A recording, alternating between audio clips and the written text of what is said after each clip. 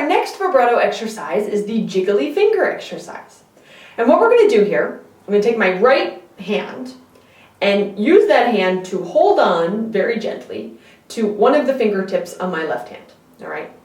Now, my right arm is not going to move. I might even kind of just hold it down by my side against my body so it can't really go anywhere.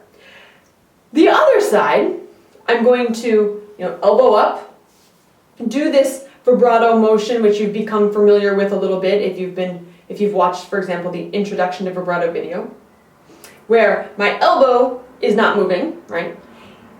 It's just my arm, especially my forearm, and my finger is free to give. So what you should see here is that your finger is jiggling here, here, and here. All of these joints are flexible.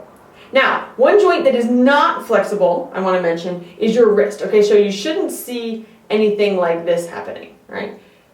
From here, there is one straight line, and the finger jiggles along. And you would want to do this with all your different fingers, just to make sure, well, you don't need to do the thumb, to make sure they are all equally loose and relaxed.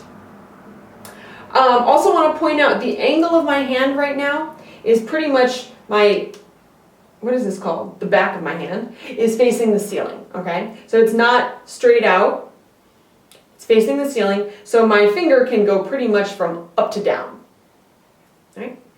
And all I want to do is get so I can do this kind of on autopilot, right? And I won't have to think about it a whole lot. I want to feel like my arm is the one initiating the movement, not my finger initiating the movement. Oops, I let go.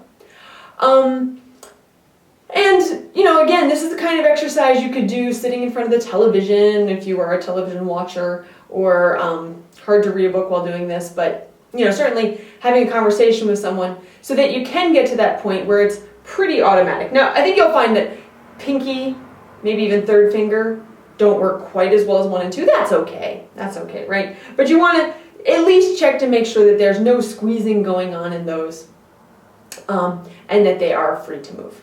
Okay? So that's it. Good luck with the jiggly finger.